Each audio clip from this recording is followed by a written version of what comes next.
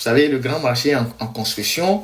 Et quand j'étais encore au pays, j'ai fait des vidéos, j'ai fait plusieurs vidéos. Même quand j'ai quitté le pays, j'ai fait faire des vidéos. Moi-même, je suis allé sur le terrain pour dénoncer la saleté de la plage. La plage côté Palm Beach jusqu'à Santa Maria, au-delà. Bon, il y a certains endroits que les bars ont pris maintenant. En tout cas, la saleté de la plage au Togo.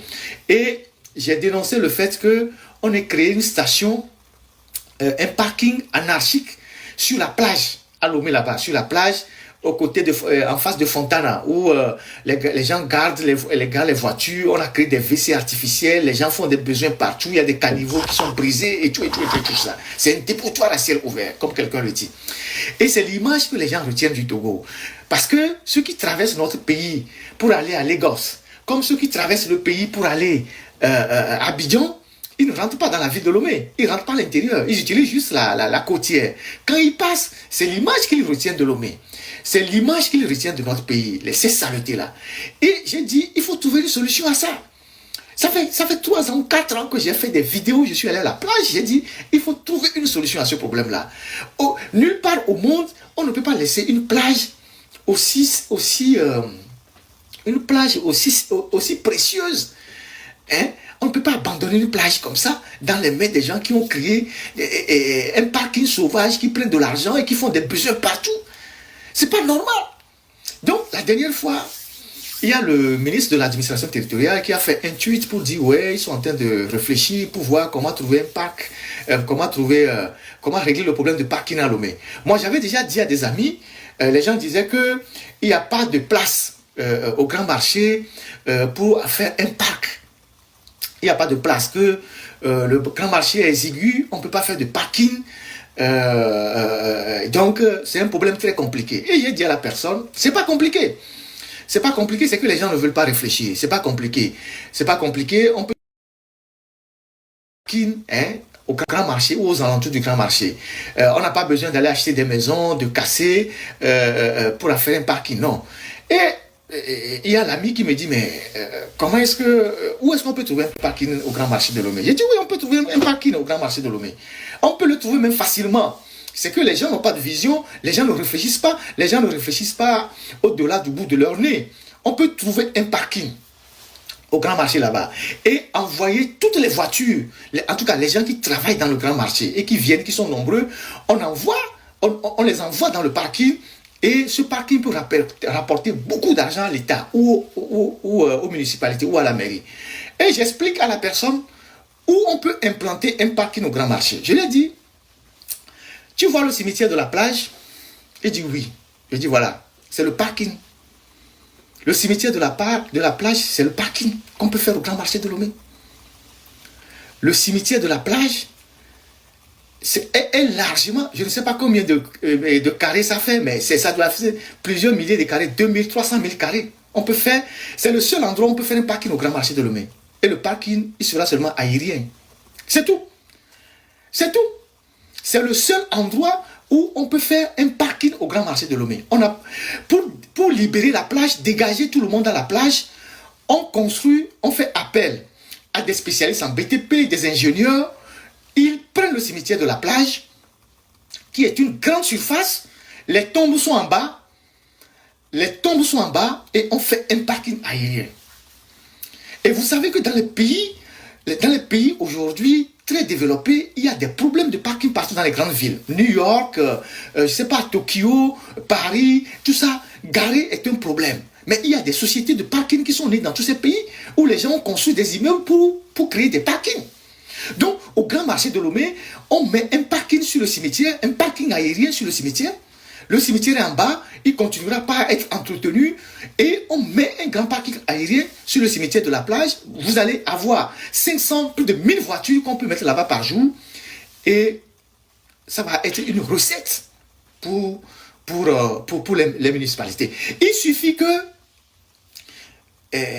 il y a quelqu'un qui dit, est-ce que les morts vont accepter?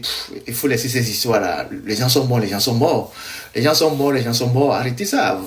Vous savez, le Ecobank là, Ecobank qui est en face de la plage là, c'était un ancien cimetière.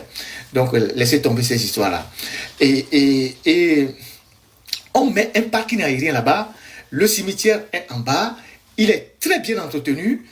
On peut même prendre une partie de l'argent pour entretenir le cimetière. On renforce les structures et vous prenez un parking de 2 niveaux là-bas. Du coup, vous cédez ça à un privé. Tous les véhicules qui viennent au grand marché, on les envoie au parking. Et si chaque voiture paye 300 francs par jour, on met les motos, vous imaginez ce qu'on peut... non, il n'y aura aucun affaissement de la terre. Les amis, les Blancs construisent des maisons dans l'eau, on construit des barrages dans l'eau, on construit des tunnels sous l'eau, la Manche, tout ça, les Chinois le font. Donc, la plage de Lomé là-bas, c'est rien du tout. Il y a des poteaux qu'on va mettre en bas, très solides, et on prend un parking aérien. C'est tout. C'est tout. Et quand j'ai dit ça à la personne n'en revenait pas, elle dit, mais il n'a jamais pensé à ça. J'ai dit oui. Les gens n'y pensent pas parce que les gens ne réfléchissent pas. Les gens pensent qu'il faut forcément aller casser la maison de quelqu'un ou bien aller acheter 2 ou 3 maisons au grand marché de Lomé pour faire un parking. Alors qu'il y a de l'espace aérien au grand marché là-bas. Il y a de l'espace aérien au grand marché là-bas. C'est le travail des ingénieurs. C'est le travail des spécialistes de BTP. C'est le travail de ces gens-là. Donc, vous mettez un parking là-bas, vous envoyez tous les véhicules là-bas. Et vous dégagez le grand marché, vous dégagez la plage. Mais pour faire ce travail-là, il faut que l'État soit en accord avec les mairies et qu'on décide de faire quelque chose de sérieux. Parce que ça va rapporter beaucoup d'argent. Ça va rapporter beaucoup d'argent. À la fois, les fonds qui seront recueillis là-bas vont servir à entretenir le cimetière, à goudronner les rues tout autour du cimetière, mais à maintenir aussi l'ouvrage qui servira de parking.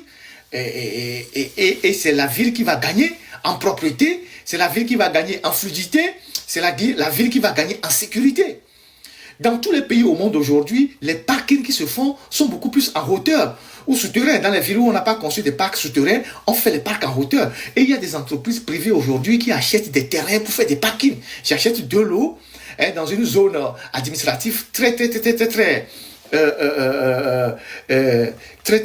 sollicité par les usagers. Je mets un parking sur de l'eau, je prends les voitures en hauteur et puis après les gens qui viennent garer les voitures chez moi, le temps de faire des courses, ils viennent payer 100 francs, 200 francs, il y a des caméras partout et puis le problème est réglé. C'est tout. C'est tout. C'est tout. Donc on n'a pas besoin de discuter de tout ça. À Accra, il y a des parkings aériens partout, à Abidjan, il y en a partout. Au grand marché de Lomé, on peut utiliser la partie supérieure du cimetière de la plage pour faire un grand parking de 2 niveaux où on peut mettre au moins 1000 voitures, au moins, avec des caméras de surveillance, une société qui gère ça et qui donne de l'argent à l'État. Voilà la réalité. Donc, voilà ce que je voulais dire pour finir avec la ville de Lomé, les saletés, les mairies qui se débrouillent avec le peu de moyens qu'ils ont, mais qui n'en ont pas assez. En plus, si ces moyens étaient bien gérés, ces mairies auraient pu balayer mieux les rues que l'état dans lequel les rues sont actuellement. Moi, je pense que il y a une complicité sur toute la chaîne. Il faut commencer par envoyer... comment appelle-t-on? Il faut commencer par envoyer comment on appelle ça, l'inspection d'État, tout ça dans ces endroits-là. J'ai longuement parlé de l'EPAM ici parce que le nid de la corruption, même de la décentralisation, c'est au ministère de l'administration territoriale. Au ministère de l'administration territoriale, vous savez que tous les ministres de l'administration territoriale sont malheureusement pris en charge par l'EPAM, malgré le fait qu'ils ont leur propre salaire, ils ont leur avantage. Ils ont un double salaire à l'EPAM, les ministres de l'administration territoriale. Je l'avais déjà dit dans plusieurs directs.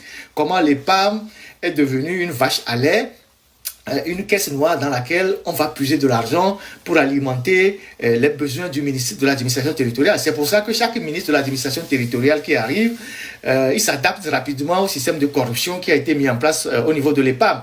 Les mairies, c'est aussi pareil. Il y a des mairies qui graissent les pattes du ministre de l'administration territoriale pour faire passer leurs dossiers. Ou les fonctionnaires du ministère de l'administration territoriale pour faire passer leur dossier. Donc c'est une chaîne de corruption. Les PAM par exemple qui donnent au ministre de l'administration territoriale 1000 litres d'essence. 1000 litres d'essence chaque mois. Le ministre de l'administration territoriale qui a déjà son salaire, qui a sa dotation de carburant, qui a ses avantages, il prend 1000 litres d'essence à l'EPAM chaque mois.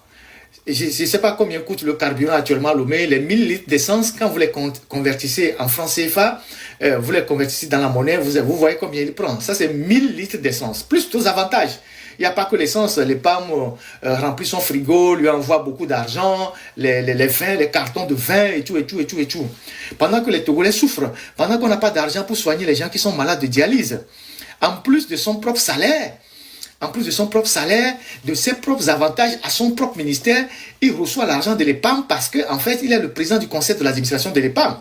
Donc, il prend 1000 litres d'essence à l'EPAM. Et à chaque fois qu'il y a une réunion du conseil d'administration, il prend 500 litres d'essence. À chaque fois qu'il y a une réunion du conseil d'administration, le ministre de l'administration territoriale prend 500 litres d'essence. Généralement, les conseils d'administration de l'EPAM, c'est 2 fois par an. Donc, les 2 fois dans l'année, il prend aussi là-bas 1000 litres d'essence, plus les 1000 litres par mois. Et à chaque conseil d'administration, il prend les jetons de présence 500 000 francs CFA. Donc, vous voyez comment le Togo est géré. Vous voyez comment la minorité a créé des... Comment je dirais ça? A créé des circuits d'enrichissement. C'est-à-dire, vous avez un ministre de l'administration territoriale qui a son salaire de ministre, qui a ses avantages de ministre, qui a ses carburants de ministre, qui a aussi d'autres avantages en étant ministre de l'administration territoriale, mais qui prend 1000 litres d'essence à EPAM chaque mois. Parce qu'il est le président du conseil d'administration de l'EPAM. Il prend 1000 litres d'essence chaque mois. Quand il va à une réunion du conseil d'administration de l'EPAM, il prend 500 litres d'essence et 500 000 francs CFA comme jeton de présence. Comment est-ce que le pays va avancer?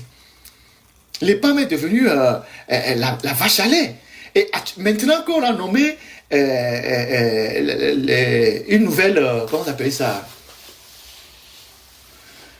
C'est le président ou bien directeur de district là. Comment vous appelez ça? Directeur de district ou bien présidente? La dame qu'on a nommée là, Madame Kassa Traoré,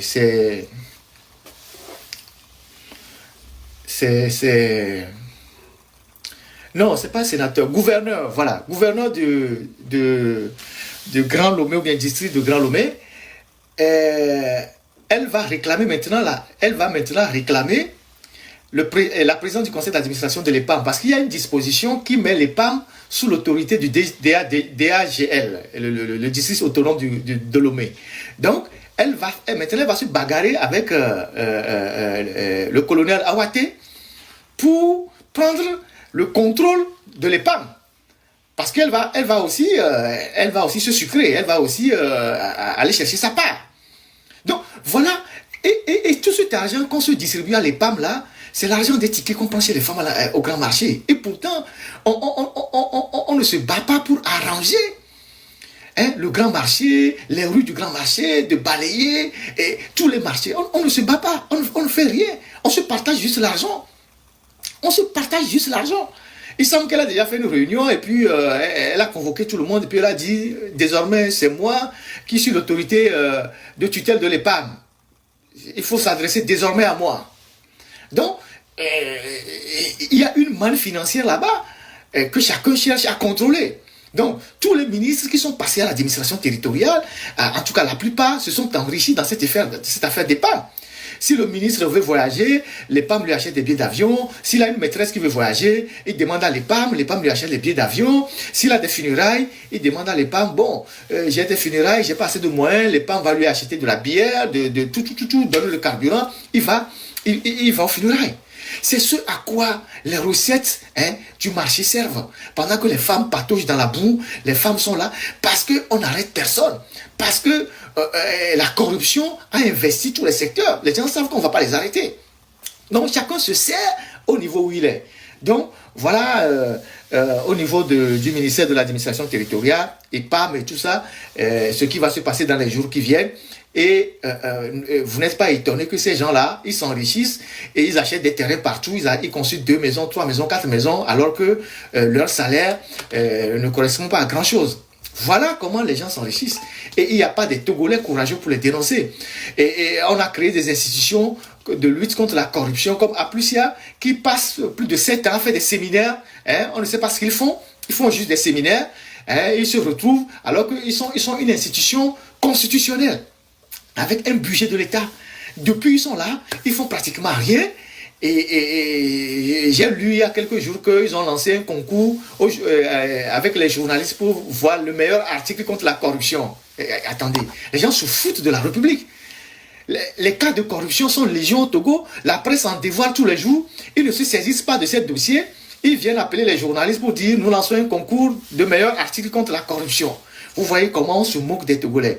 C'est parce que, en réalité, celui qui a créé ces institutions-là, il les a créées juste pour gagner des points auprès des partenaires, MCC, PNUD, FMI et tout ça. Et il n'a aucune volonté de lutter contre la corruption. Je l'ai dit dimanche passé, le jour où on va ouvrir le dossier de corruption au Togo, si on convoque une réunion du NIR, personne ne sera présent, y compris Faure Gnassingbé lui-même. Donc tous sont mouillés, tous sont pourris.